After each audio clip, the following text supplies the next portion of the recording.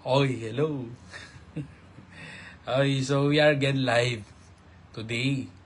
Okay, para lang doon sa mga nagtatanong kung bakit tayo wala sa programa kanina. It's because, yun nga nabanggit ni Sir na okay, galing ka pala sa biyahe. So, maybe you take a rest. Yun ang pagkakarinig ko eh. Pahinga muna daw ako.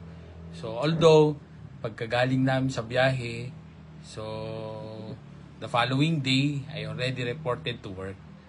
Okay, so, yun lang kasi yung approved natin na leave. Okay, yung hanggang Tuesday. Kaya, immediately, after Tuesday, so Wednesday, we reported to work. Okay, so, ganun talaga. Okay, so, kailangan nating mag-report immediately. Dahil siyempre marami ding kliyente yung naghihintay sa atin. So anyway, so kayo naman, kumusta naman ang iyong bakasyon? Kasi I know for a fact na it's already isang tulog na lang, may pasok na naman. Okay, so lagi kong alam yon, pag ikaw is a labor advocate, you always think that unang-una dyan, yung iniisip mo lagi is yung mga kasama natin sa pribadong sektor, di ba? Yung sa ating labor code, no work, no pay. So pag ito ay like for example, November 2, it falls on, of course, it's a Saturday, pero yung mga iba nating mga kasaping manggagawa ay siyempre sa labor code natin, isa lang yung minamandato niya na bakasyon. So that would be 24 hours. So we need to work okay for 6 days a week. Okay. 8 hours, 6 days a week. So 48 hours in a week. So 24 hours lang yung inaalaw na pahinga natin or yung ating tinatawag na bakasyon. Okay, so yon yung minamandato ng labor code. Kaya lang, may mga organization, even in the private sector, okay, na nagbibigay ng 2-day vacation or weekend. Okay, 2 days. So, yon yung ating nasa labor code. Kaya lang may mga pribadong sektor nagbibigay ng okay, yung 2 days na bakasyon. Okay, so yon yung binibigay ng ating yung ating mga organisasyon. So dapat magpasalamat tayo po doon. Okay, so pangalawa is siyempre tayo na nasa gobyerno na laging nagrereklamo tungkol sa mga 'di ba yung marami sa atin nagrereklamo tungkol sa kanilang sa ating bakasyon, yung pagkansela ng trabaho. So you always think of those people who are under the labor code na minamandato na magtrabaho ng 6 days a week. Okay, so yun po yun. Kaya minsan you have to be grateful. Okay, kung tayo okay, in a special, like for example, November 2, which is considered to be a special non-working holiday. So, pag ikaw ay sumasahod ng arawan or yung kumpanya yung is no work, no pay, so ibig sabihin nun na kung hindi ka pumasok, wala kang sahod. Okay, so yun po ang katapat. Kaya, we have to be very thankful dahil na nasa gobyerno. And at the same time, yung mga pribadong kumpanya na pinagtatrabahuan natin na binibigyan tayo ng 2 days na bakasyon sa isang linggo. Okay, so yun po yun.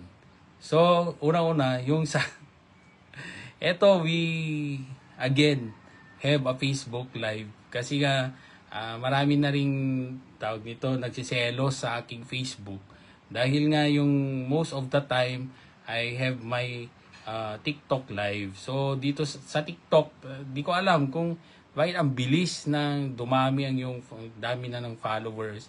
And at the same time, almost mag-reach na yata yung isang post ko pertaining to yung mga pamamahiya sa opisina.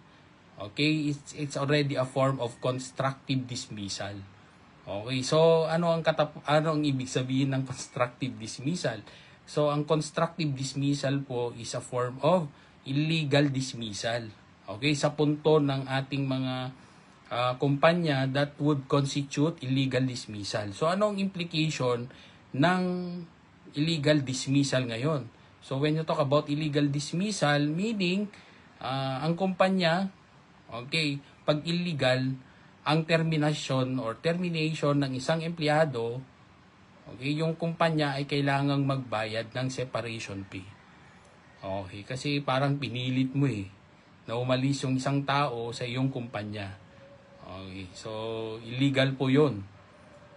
So ano ang halimbawa ng mga constructive dismissal? So isa dyan is yung pamamahiya sa iyong mga empleyado.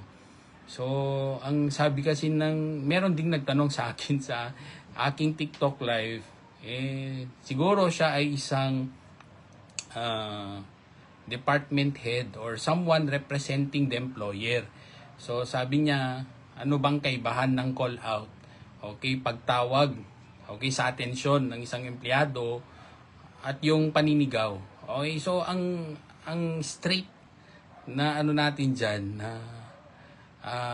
delineation or difference between the two ay kung ano ba ang iyong intensyon sa pagtawag sa isang empleyado.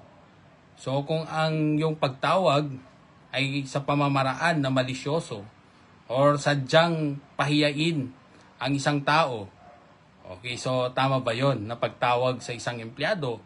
Okay, so yun ang nakikita kong pinakamadaling paraan ng pag-determine whether yung isang gawain ng employer na pamamahiya or pag-call out, kung ano man ang tawag po doon, ay isang bagay na or isang gawain that would constitute or fall into a constructive dismissal.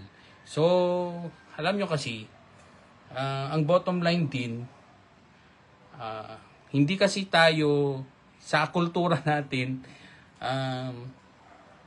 hindi kasi nawawala yung ating personal life to our professional life. Yun ang mahirap kasi hindi natin maiwalay ang ating professional na buhay sa ating personal na buhay. So, pero,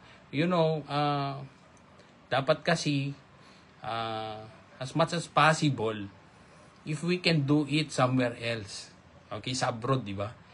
Hindi naman natin pinapakialaman ang buhay ng ating mga kasama, okay, sa opisina, kung tayo ay nasa abroad. Bakit kung nandito tayo sa Pilipinas, napapakialaman natin? Okay, so I think there are a lot of things to be done in the office na yung personal na buhay pa ng kasama mo ay meron ka pang panahong pakialaman. Okay, so yun din ang hindi ko maunawaan. Sa dami ba naman ng trabaho ko sa opisina, okay, so di ko rin alam kung bakit nagkakaroon pa ng panahon yung iba na pakialaman ang personal na buhay ng ibang kasama. Okay, di ba?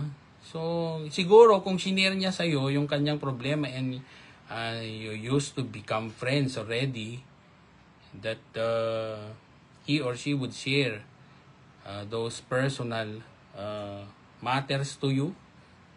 So, as a friend, you will give an advice. So, wala namang masama dun. Kaya lang kasi, di ba, yung pakialaman mo ang kanilang buhay to the extent na pati na rin yung trabaho ay naapektuhan. That's another story. Okay, so yun naman. Kasi yun din ang that is also yung parang yung nasa isip ko, bakit kasi kung nasa ibang country naman tayo, we are obedient, di ba? We are even known to become to be one of the best employees. Kung nasa abroad tayo, bakit dito sa Pilipinas hindi natin magawa? I really do not know the reason behind.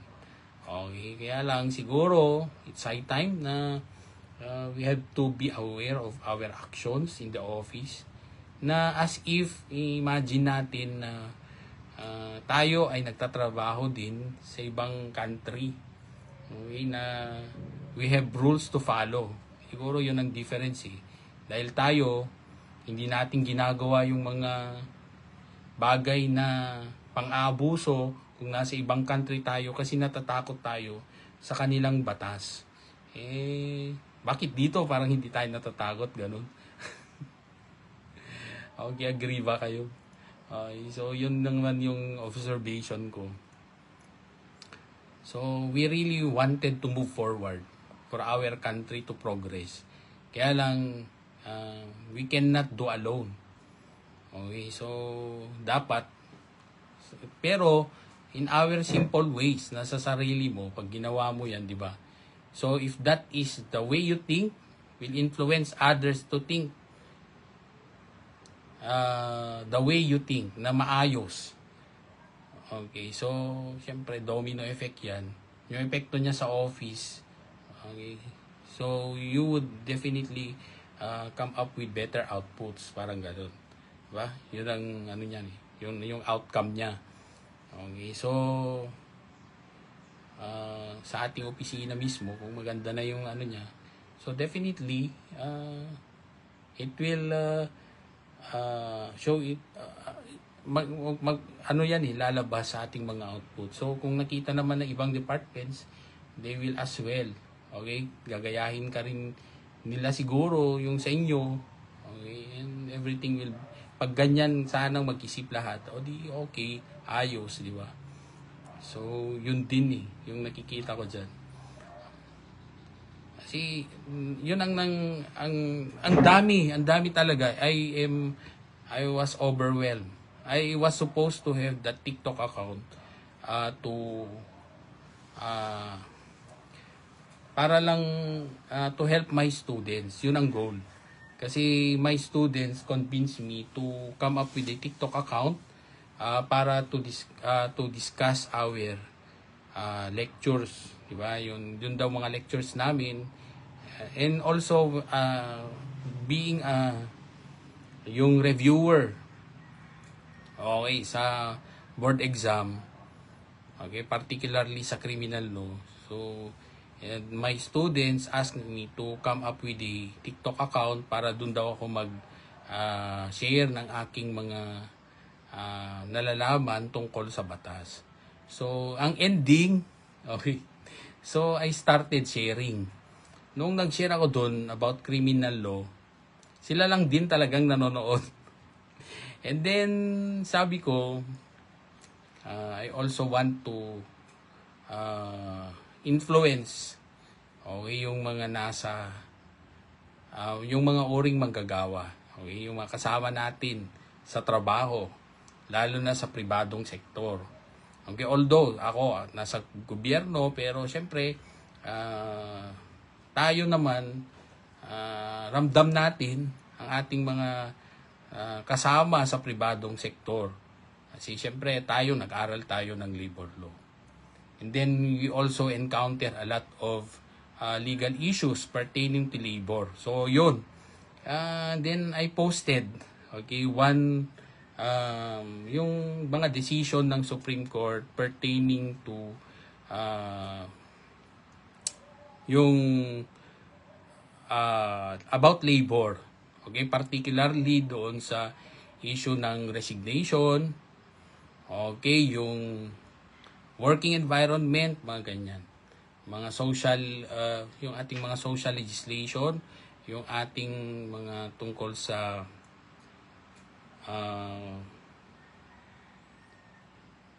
yung work environment. Okay. So, yung compensation. So, yung mga topics that I've discussed there. And then, I didn't expect na Okay, sa isang post ko na tungkol sa resignation yata yun eh. Okay, na merong tinatawag termination of employment. Okay, so doon from a simple post, grabe, ang daming nag-react. Ang daming nanood doon sa aking post. And then, yun, doon na nagsimula. And I tested it. Nag-post ulit ako ng about labor. Okay, labor decisions from the Supreme Court. Ayun, dumami na naman. Okay, so hanggang sa dumami ng dumami. And then, I really didn't expect that moving forward, yung isa kong post, it will, parang, ano na eh, around mga 970,000 na siya. Okay, so yung aking, ano rin, yung ating